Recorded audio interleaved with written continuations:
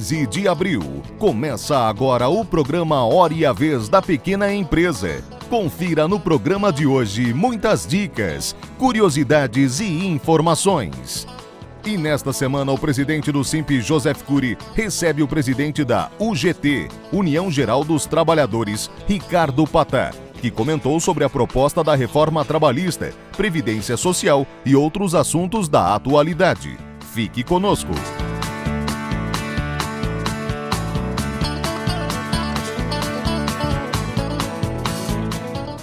Olá! Dando prosseguimento às questões relativas à nova lei da terceirização, no programa de hoje falaremos sobre a responsabilidade da empresa tomadora dos serviços terceirizados. Muito bem, existe na lei a expressa determinação de que a tomadora jamais será responsabilizada pelo vínculo de emprego entre o empregado e a prestadora de serviços. Então, a tomadora não mais poderá ser demandada para reconhecimento do vínculo de emprego entre o trabalhador da terceirizada e ela, tomadora dos serviços. Muito bem. Ainda assim, a responsabilidade da tomadora passa a ser subsidiária em relação às relações de emprego e trabalho quanto a não pagamentos de salário, fundo de garantia, hora extra. Se o empregado demandar a terceirizada e essa não tiver patrimônio para o pagamento, a tomadora dos serviços, depois de esgotada esta relação, será chamada a honrar esse pagamento. Essa é a responsabilidade subsidiária. Por sua vez, há exceção quanto à responsabilidade solidária, aquela que a tomadora responde junto ou até mesmo antes da terceirizada. Isso acontece em duas situações apenas. Quando houver acidente do trabalho na relação entre o prestador e a terceirizada, ou quando a terceirizada quebrar, não tiver condição mínima de adimplência de obrigações. Existe um limbo ainda quanto à questão previdenciária, porque a lei que estabeleceu a terceirização obriga que a tomadora dos serviços abata da nota fiscal da prestadora 11% de INSS. E isso faria com que a responsabilidade previdenciária não existisse mais na cadeia da solidariedade entre a tomadora e a prestadora. São conceitos ainda dúbios que serão melhor tratados ao longo do tempo. No próximo programa, seguiremos com mais dúvidas. Até lá!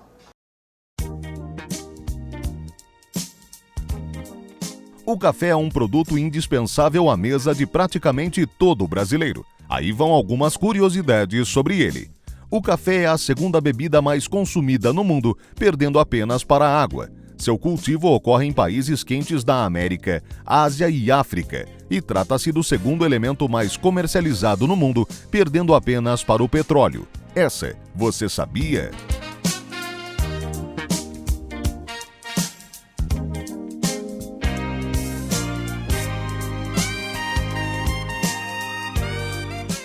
As atividades do Fórum Permanente das Microempresas foram retomadas, focando a integração entre entidades da indústria e comércio com representantes do governo federal. O Fórum reúne as mais diversas representações e órgãos de apoio da micro e pequena empresa e diversos órgãos e ministérios também do governo federal. Nesse sentido, vários comitês temáticos também são constituídos dentro do Fórum, que vão se reunir bimestralmente. Comitê de Racionalização Legal e Burocrática, que procura entender essa questão da burocracia e simplificar a atividade e reduzir a burocracia para as micro e pequenas empresas. Comitê de Acesso a Mercados, que diz respeito e vai tratar não só da questão do mercado de acesso às compras públicas, como também importação e exportação. Tecnologia e inovação, a inclusão da micro e da pequena empresa e o maior acesso à tecnologia, assim como acesso à informação. Formação capacitadora, melhorando a atividade e o conhecimento dos empresários da micro e da pequena empresa para que também trabalhem melhor. E ainda um comitê temático sobre investimento, financiamento e crédito, para buscar o acesso, a facilitação da micro e pequena empresa a essas questões de crédito e mesmo captação de investimento de terceiros. Tudo isso de maneira realmente a estimular a atividade empreendedora, estimular o emprego, a renda, a formalização, a redução da burocracia e a melhor capacitação do empresário da micro e da pequena empresa. Esperamos com isso que realmente o Fórum consiga continuar atendendo às necessidades das micro e da pequena empresa, poder implantar aquelas necessidades que ela traz e depois, implantado e regulamentados determinados assuntos de interesse da micro e pequena empresa, tenha também, no âmbito do Fórum, através desses órgãos de representação, o feedback, o retorno daquilo que efetivamente está funcionando, daquilo que realmente está sendo aplicado. A ASIMP e o SIMP, como órgãos de representação da micro e da pequena indústria em todo o Brasil, estão sempre abertos para receber, portanto, propostas que serão encaminhadas ao Fórum Permanente da Micro e Pequena Empresa. Estamos sempre trabalhando pela racionalização legal e burocrática, a redução da burocracia, acesso ao mercado, acesso a investimento e crédito, além da orientação e capacitação dos empresários da micro e da pequena indústria.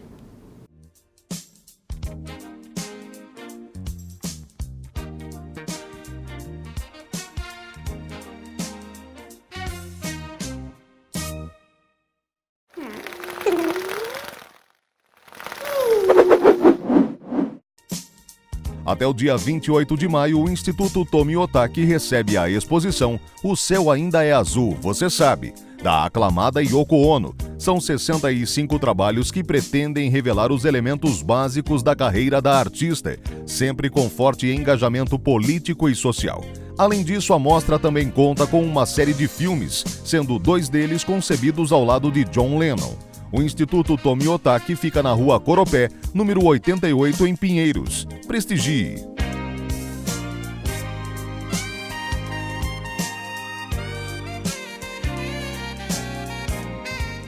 Dois fatos ocorridos ao longo das últimas semanas na área tributária são importantes e merecem ser esclarecidos. O primeiro deles diz respeito ao julgamento pelo Supremo Tribunal Federal do leading case que discutia a exclusão do ICMS da base de cálculo das contribuições ao PIS e à COFINS. De fato, o Supremo Tribunal Federal reconheceu repercussão geral neste caso. O que isto significa? Significa que instâncias inferiores, por exemplo, tribunais regionais federais ou Justiça Federal de primeira instância, devem julgar casos semelhantes conforme entendimento do Supremo Tribunal Federal. Ou seja, não há neste momento nenhuma mudança concreta ainda definida de forma oficial para todas as empresas. O que significa que empresas que possuem ações judiciais em andamento devem agir conforme decisão proferida nessas ações. O segundo fato que eu gostaria de destacar diz respeito à alteração da legislação, encerrando, portanto, a chamada desoneração da folha de pagamentos para diversos setores, na verdade, para a maioria dos setores. Poucos setores, como o de transporte, o de comunicações e o de infraestrutura, continuam aplicando a chamada desoneração da folha. Os demais setores, por meio dessa alteração normativa promovida pelo governo federal, deixarão de utilizar isso que foi considerado um benefício, uma redução de carga fiscal promovida em 2011. Na prática, no entanto, todos devem estar atentos ao seguinte: a mudança só é válida 90 dias após a publicação no Diário Oficial da norma que previu o encerramento da desoneração. Em resumo, e considerando esses dois episódios que eu acabei de citar, as empresas devem estar atentas ao seguinte: nada mudou em relação ao recolhimento do PIS e da COFINS para as empresas que o fazem. Apenas situações em que já há uma decisão judicial determinando uma exclusão X ou Y, isso deve ser seguido. Nos demais casos, deve-se aguardar uma normatização a ser feita de forma oficial e abrangente para todas as empresas. Número 2, a chamada desoneração da folha não está válida ainda em razão do princípio da anterioridade, ou seja, qualquer mudança neste sentido só é válida 90 dias após a publicação no Diário Oficial da norma que promoveu a alteração.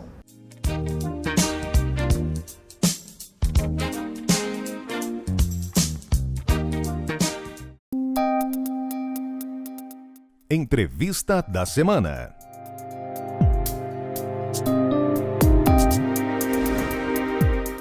O nosso convidado de hoje é o Ricardo Patá, que é o presidente da UGT, que é a União Geral dos Trabalhadores. É um prazer tê-lo conosco. Eu que agradeço, é um prazer muito grande estar com você e com todos aqueles que estão do outro lado da telinha.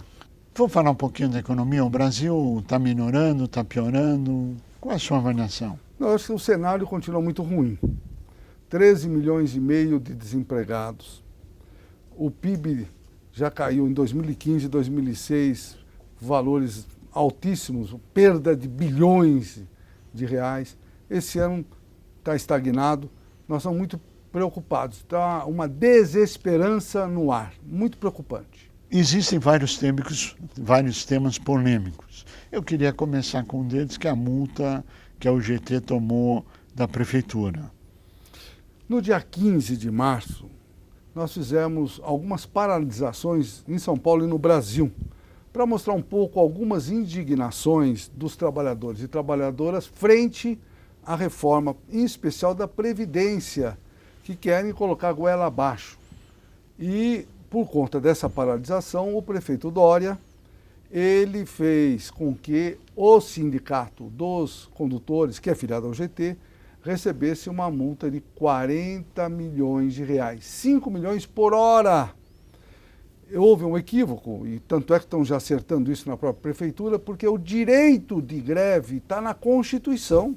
Então, nada mais, nada menos, foi a demonstração da indignação dos trabalhadores e trabalhadoras diante de mudanças graves que querem imputar à classe trabalhadora.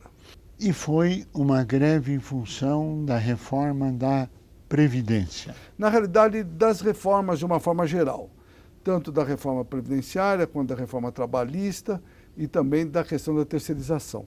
Porque é uma questão que é bom deixar claro para todos aqueles que estão nos vendo nesse momento. A UGT é uma central reformista.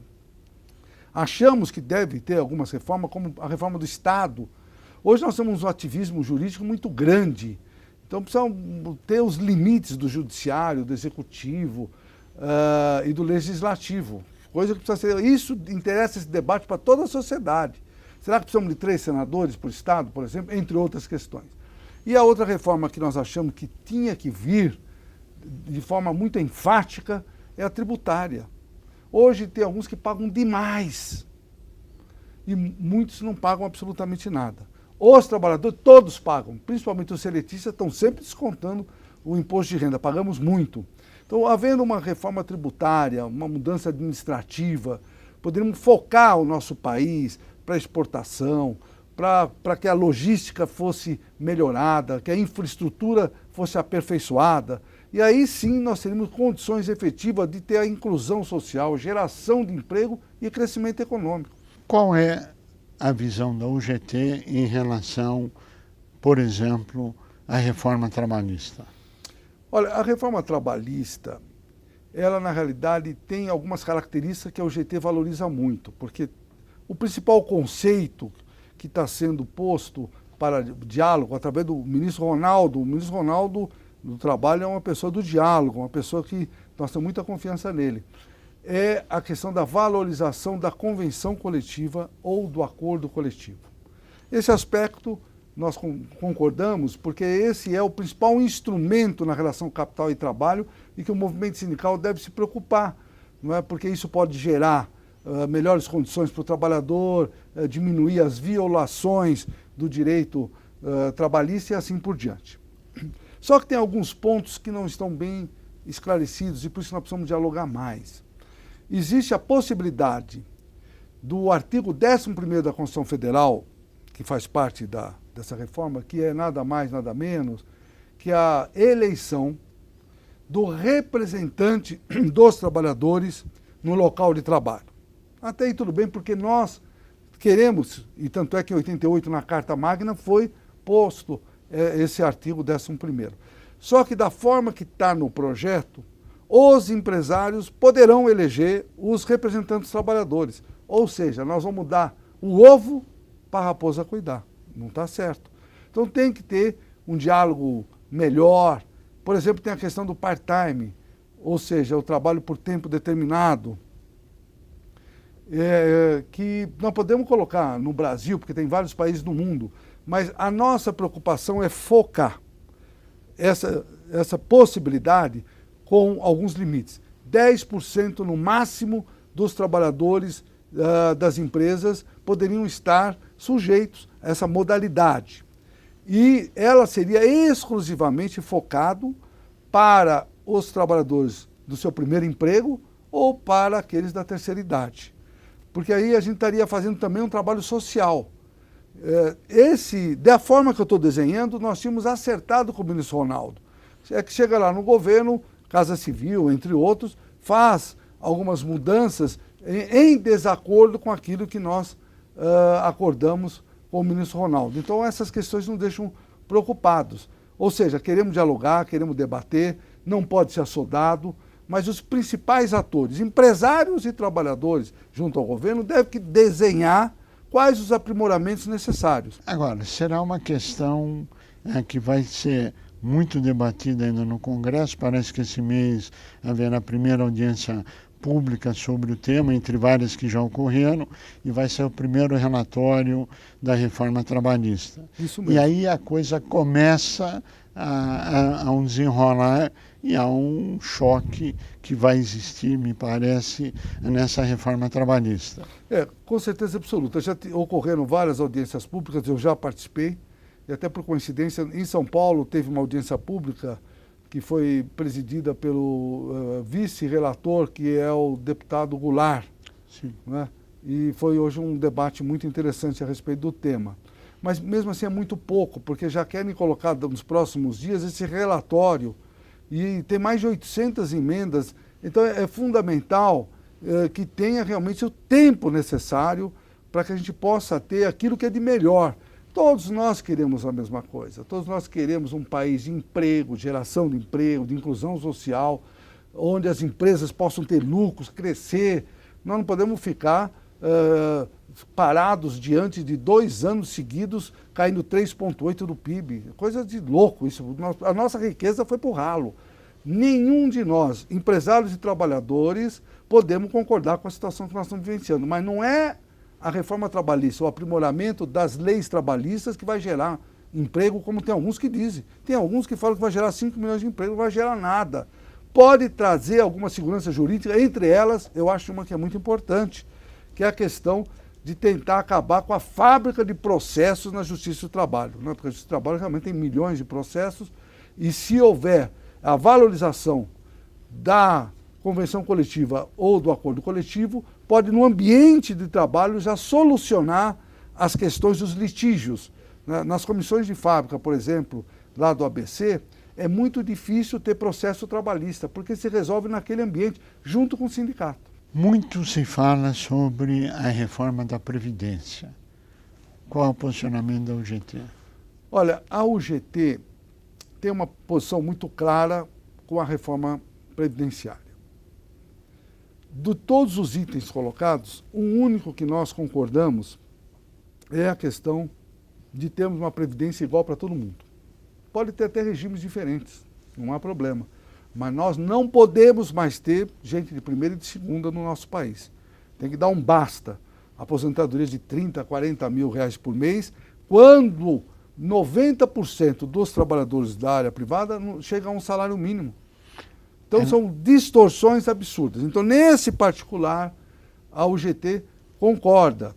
Não estou, em hipótese alguma, desvalorizando os servidores públicos, porque a UGT tem muitos sindicatos de servidores públicos, municipais, estaduais e alguns federais. Mas principalmente os municipais são aqueles que carregam o piano e ganham muito pouco. Eu estou falando daquelas aposentadorias de 30, 40, 50 mil, que tem milhares delas no nosso país, e daí pode dizer, mas isso não significa muita coisa com relação ao déficit previdenciário. Pode não significar nada, mas significa do ponto de vista da valorização das pessoas, de igualdade de oportunidade. Todos nós somos iguais, diz a Bíblia, diz a CLT, diz a Constituição, mas não vamos ver, não é bem assim não. Agora, os outros dois pontos que são complicados, que nós estamos debatendo, discutindo, é a questão da idade mínima de 65 anos. A idade mínima de 65 anos vai discriminar muito o jovem pobre, e principalmente aqueles que nascem no Nordeste. Nós temos estudos que a expectativa ao nascer, do ponto de vista da longevidade de cidades do Nordeste do nosso país, não passa de 67, 68 anos. Ou seja, a pessoa vai se aposentar e morrer. Nós não podemos querer uma situação dessa. E outra questão é a igualdade na contribuição, no tempo de contribuição de homens e mulheres. Hoje ainda a mulher trabalha muito mais que o homem, mas muito mais, não se compara. E ganha bem menos que o homem. Quando nós tivermos igualdade de oportunidade, com certeza absoluta, porque a mulher inclusive vive mais que o homem, graças a Deus. Mas quando tiver essa situação resolvida, não há dúvida nenhuma que nós também vamos adotar que homens e mulheres devem ter o mesmo tempo de contribuição, quando tiver igualdade de oportunidade. Agora, nós achamos, porque temos os dados da Seguridade, que existe ainda por mais que falam do déficit, o déficit está muito mais na área do servidor público, que é quase 500 bilhões de reais. Na área do trabalhador privado, há um superávit de 380 bilhões de reais. Então, existe ainda a possibilidade de iniciar um processo daquelas pessoas que entraram no mercado de trabalho estarem sujeitos às novas regras. Aí nós concordamos. Não ter essa questão da transição, em especial na área dos trabalhadores da atividade privada, que todas as últimas mudanças da área previdenciária, quem pagou o pato foram os trabalhadores da área privada. Eu acredito que você há de concordar que são temas onde temos o Ministério da Fazenda numa posição completamente antagônica a esses posicionamentos. Nós temos uma outra ala do governo querendo e apoiando essas medidas. Existe um choque político aí no meio, além do choque econômico. Como é que você visualiza isso? Isso vai acabar num entendimento? Isso vai acabar sendo votado esse ano? Isso vai parar no Congresso? Qual a sua avaliação da real possibilidade de aprovação ou não isso ficar para as canetas? Olha, na realidade, mudanças vão ocorrer porque nós temos questão da longevidade, da demografia e precisam ser feitos alguns aprimoramentos, mas não da forma que estavam desenvolvendo, desempenhando, assodados, sem transparência. Nós não acreditávamos nos números que nos eram apresentados. Agora, é um tema muito sensível, diferente do teto que foi aprovado com facilidade tanto na Câmara quanto no Senado. A preocupação do governo é que a dificuldade é muito maior. Tanto é que já adiaram em várias oportunidades e recuaram em alguns temas, inclusive com relação aos servidores públicos, que foi passado para os estados e municípios a responsabilidade da gestão e da previdência desses trabalhadores. Já estaria fora desse guarda-chuva que está sendo desenhado. Ou seja, o governo tem recuado, não tem data marcada. As mulheres demonstraram uma força importante no próprio Congresso, 55 deputadas de vários partidos, alguns até da base do governo, que colocaram em xeque o governo, falou, olha, da questão da mulher não passa, são 55 deputados, são votos que com certeza absoluta necessários para que tenha essa mudança. Então eu acho que ainda vai ter um pouco mais de tempo do que imaginávamos, mas é fundamental, com esse debate, com essa discussão, que todos nós possamos achar o que é melhor para o nosso país. Patá, nós chegamos ao final do nosso tempo, queremos agradecer muito a sua participação e, quem sabe, temos um consenso e aprovação na construção de um Brasil melhor para todos nós. A você que esteve conosco, o nosso mais profundo agradecimento, com a certeza que estaremos juntos na semana que vem. Até lá!